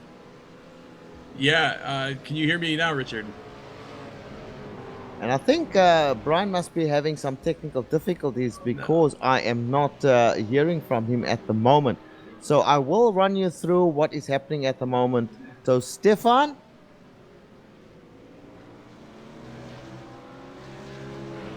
It sounds like Brian, we're having somewhere. Yeah, it sounds like we're having a little bit of difficulty between Richard and I. But right now, I'm looking at Piach Jagazowski. I think we've lost Brian.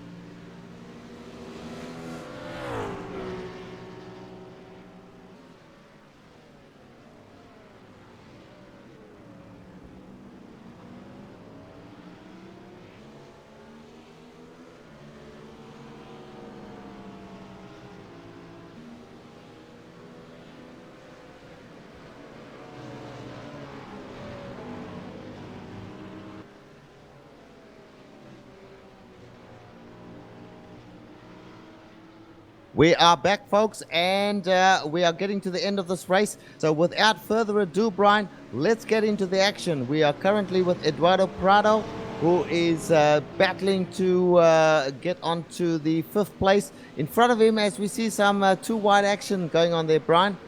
Yeah, when we were dealing with their technical difficulties, I'm not sure where Tomo Meglick came from, but he is going very slow as we see him bobbling all over the place. And somehow Piach and Eduardo and the gang behind him have all caught up to Tomo. So I'm wondering if Tomo had an off-track excursion that we missed that cost him, again, some more positions. He was currently running in 4th, but now everyone's just kind of snapping past him. So maybe he got his fuel planning wrong, or he had an accident with another driver.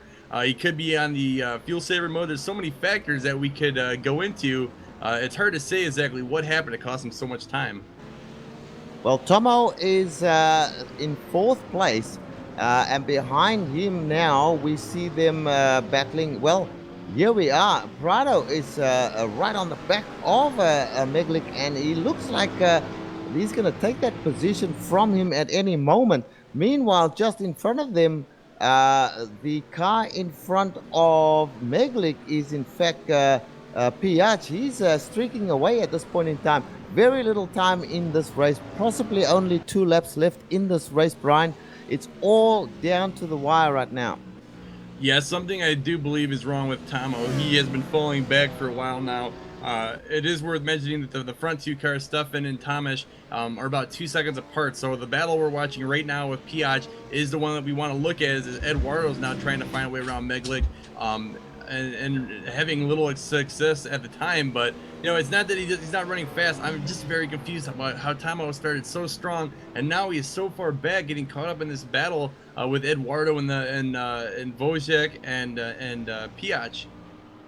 Yeah, I think you're right, Brian. He must have had some sort of an incident that took him out for a little while, because he certainly dropped back into the clutches of Piach and Prado, who got a sniff that they could get the position from him.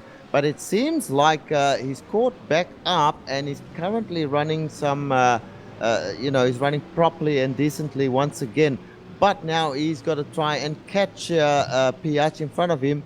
And of course, Prado, who's lost out to Piach firstly, is trying to now catch onto the back of Meglick. Yeah, coming down the back straight, we do see a back marker letting everybody by, so good move from him. Tomo's just looking for a way to get back up on Piach, but I don't think he's going to be able to catch him. Piach, ever since he got away from Eduardo, has just taken off, and he's looking very, very consistent and smooth right now. So I'm guessing this is the way we're going to see it, unless something goes wrong. Now, I think the real battle is going to be between Eduardo Prado and Tomo Meglick. Well, I think you're right there, Brian. Stefan Meisela leading the race. He's kind of checked out a little bit from Kozdron, and I don't think that Kozdron will catch him unless Stefan makes a serious mistake. So the first place could be wrapped up at this point in time, so we'll stick with this other battle just for now. Right, and Tomo looks like he's a little bit slower out of the final turn, as Eduardo's going to draft him up the hill and try and get an inside look. Tomo has been very defensive in turn 1, so Eduardo's probably not going to make a move, in which case he doesn't. It looks like the McLaren got a little bit of more speed through turn 1, as Tomo's now forced to take a defensive line through the first set of S corners here. Tomo's looking very desperate to hold on to his position, as Eduardo is all over the back of him. And of course, Wojciech, who for some reason has not tried to make a move on anyone, is still in the mix as well. So if Tomo gets overtaken by Prado, that also might leave him susceptible to a pass from Wojciech, who's in 7th place right now. So right now, lots of stories can play out with only a lap or 2 left in the race. Tomo's doing everything he can to hold on to 5th position. Well, I tell you what, Brian, the official time of 90 minutes has passed. I'm pretty sure that drivers will get the white flag on the next time by, so we might just keep an eye on Meisela and see whether he gets the white flag or not. In fact, am I seeing a white flag, Director? You can direct me as to whether you got the white flag. Okay, so it looks like we may still have a minute. Oh, and Masela has a massive bobble in the first place. His car spun quite around, and now he's off the track. He's come to a standstill. He's got to try and get the car moving again. He's going to lose that first position, Brian. Yeah, I'm watching the replay right now, Richard, and just to see what happened. He was so far on the lead, and wow, that was just a major error. It looks like the car just snapped around under speed. It makes you wonder how the pit strategy went, Richard. Go ahead and call the replay. Well, just looking at the replay, he was all by himself. Regulation turned into the corner and just completely lost it, and the car spun completely around. There you go. He first the bobble, obviously losing grip, and then the car did the left side, the rear came around, and he was off the track completely. That is, he'll be kicking himself for that, Brian. As we go back live now, he's just lost that first position to not only Tomas Kozron, but also the third place that was third place of Pavel Ledvon. They've both gone past him right now. Well, that was an unfortunate turn of events for Stefan, but that leads me to believe that when people were coming in for their pit stops, they did not take fresh tires thinking they could make it to the end without getting the fresh ones on. So it could be that a lot of the cars are starting to get low on fuel again from the first stop, and then also the tire grip is also deteriorated quite a bit, which is why guys like Tomo and Stefan may be struggling right now. It's hard to say without talking to the drivers, however. So with that being said, right now we got Tomas Kazdron in the lead. Pavel Ledwan is a few seconds back. He's in second, and then Stefan Muslar is going to resume the race quite a ways ahead of Piotr Jagodzinski at the moment. Well, you know what? Stefan will be absolutely furious at himself for making that mistake. We are getting information, Brian, that the white flag has flown. Tomas Kozron has taken the white flag, followed by, as you mentioned, Pavel Lidvon. I don't think, once again, that Tomas can be caught on the track. He's on the last corner as we speak, and it seems to me that it's all over. Tomas Kozron takes the win in this really, really good race. Pavel Lodvon crosses for second, and Stefan Masela has to be content with third, Brian. Yeah, that's going to be all he can really do, obviously, falling so far behind. There wasn't like he had a chance to hopefully make Pavel make a mistake. So, this is kind of how racing goes. It's a very tough track. And now Piotr comes up to the line.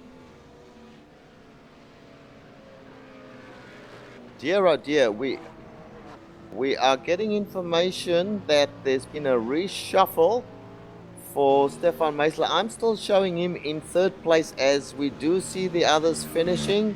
Eduardo Prado is finished. So Wojciech is finished. They're driving side by side, obviously friends, congratulating each other through the chat, no doubt, about what's going on there. Meglik finished in 7th place. So I tell you what, folks, we'll let the finishers come to the line. I'll have a quick look right at the rear and see if there's anyone that still has to finish. It seems that a couple, Arcadius Newman and Slavomir Jaworski, still driving around. Whether they're on the cool down lap, I'm not quite sure. But a good race. Maybe we'll take a quick break. We'll take a quick break. We'll come back. We'll give you all the standings, and then we will hopefully do some driver interviews.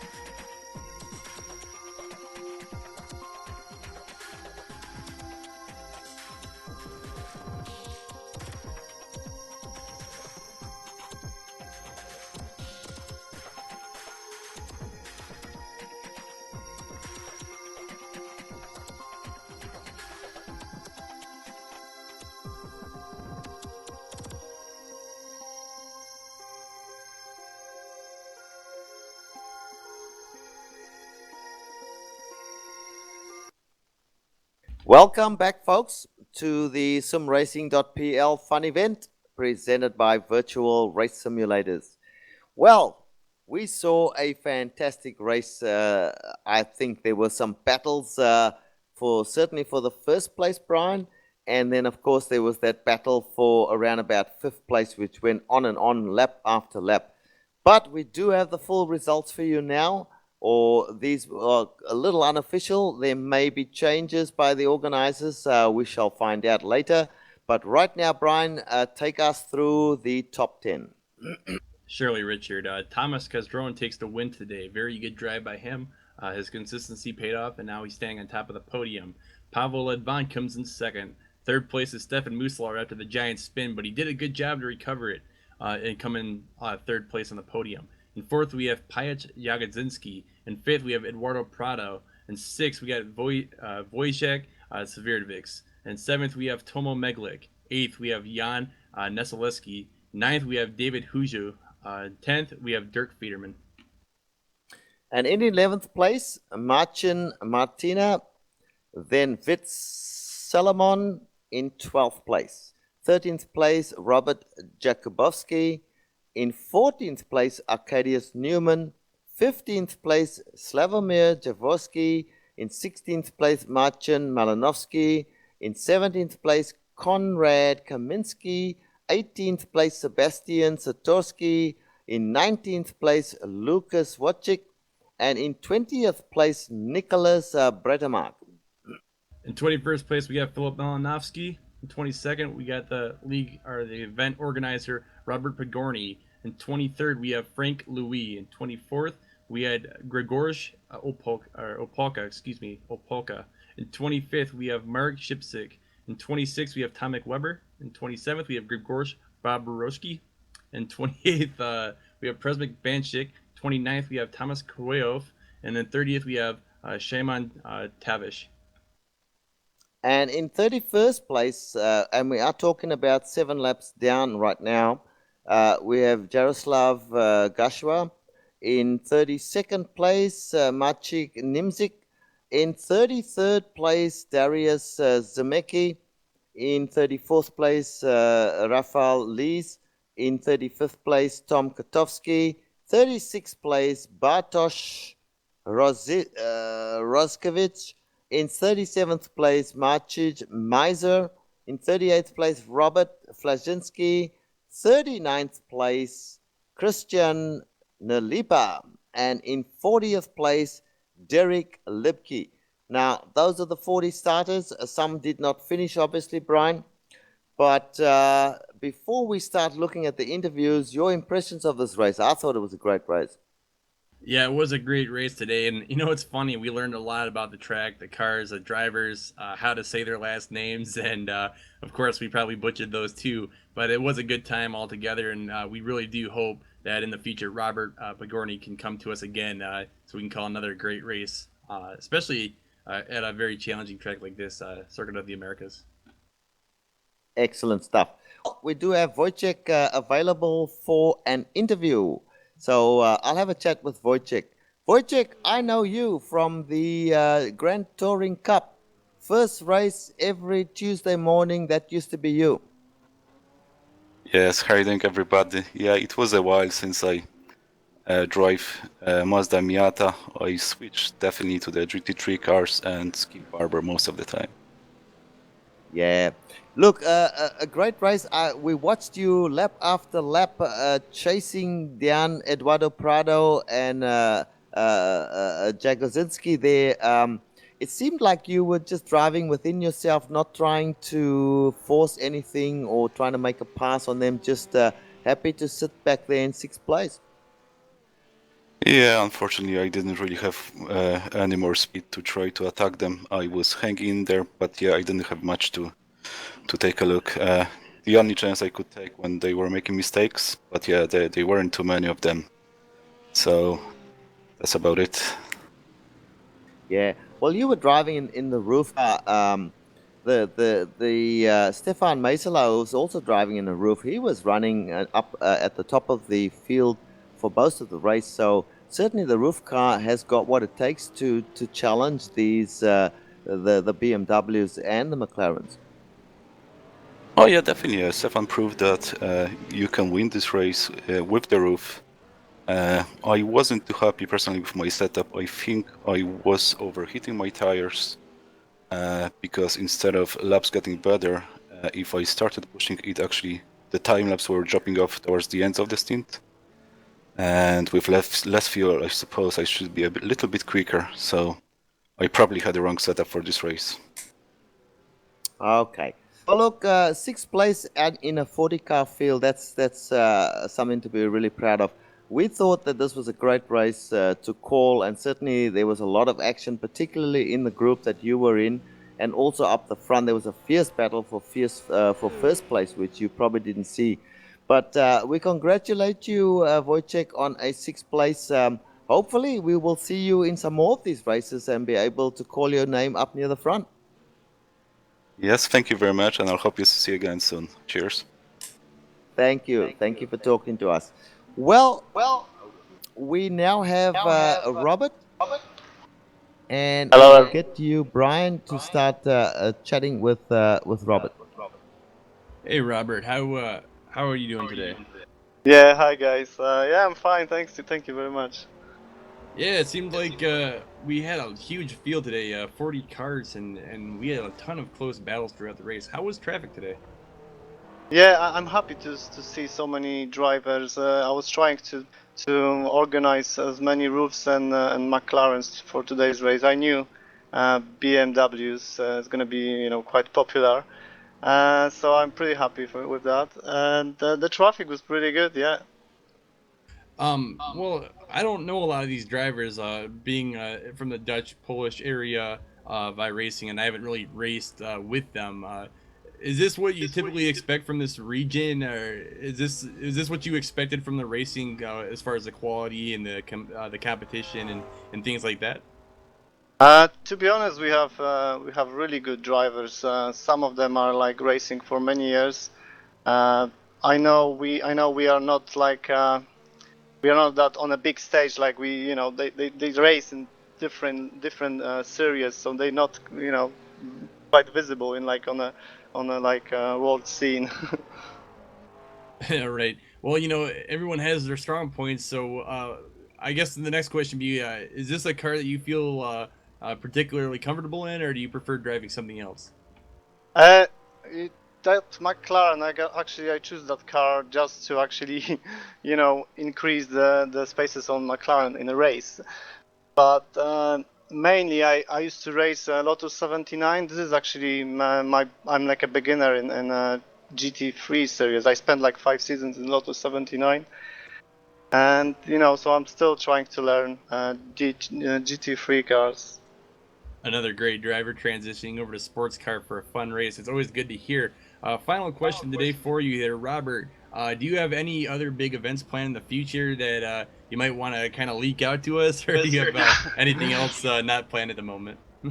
No, we definitely want to organize some events. We already have some plans, but it's nothing confirmed. You know, we were just chatting. But definitely, if we will organize something, we will ask you for broadcast the race again, because I'm sure you did a great job. Well, I apologize ahead of time for everyone's name that I, you know, so humbly butchered throughout the event. It was a very challenging experience for both Richard and I, but we had a fun time doing it nonetheless. Robert, thanks for coming down and joining us for this interview, and hope to talk to you again soon. Yeah, thank you very much, guys, and congratulations for the winner.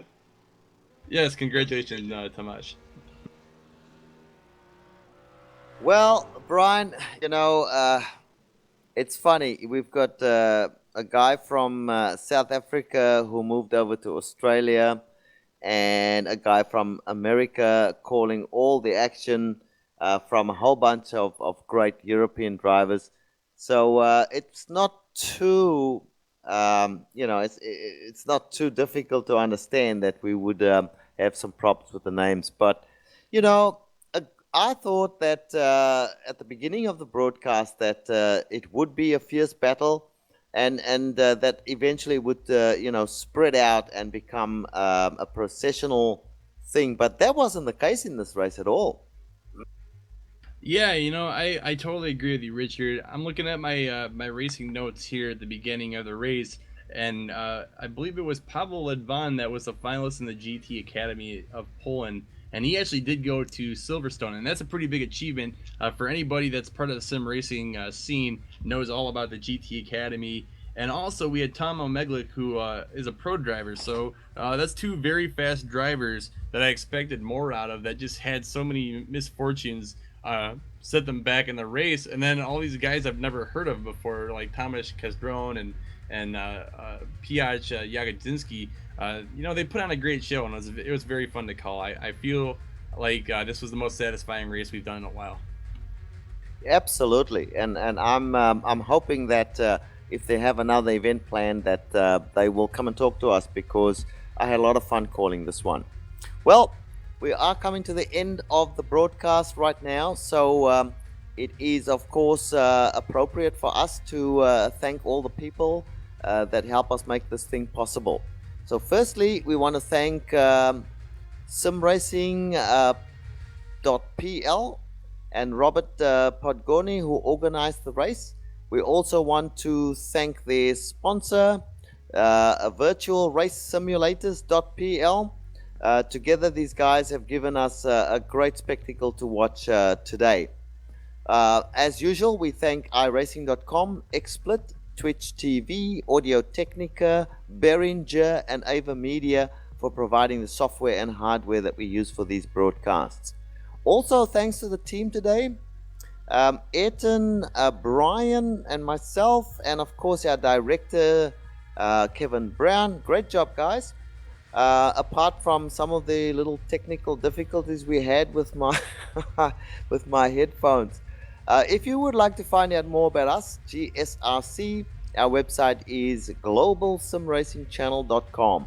You will be able to find our broadcast schedule on our website, along with archived races and race highlights as well. We're also on Facebook at facebook.com/Global Sim Racing Channel.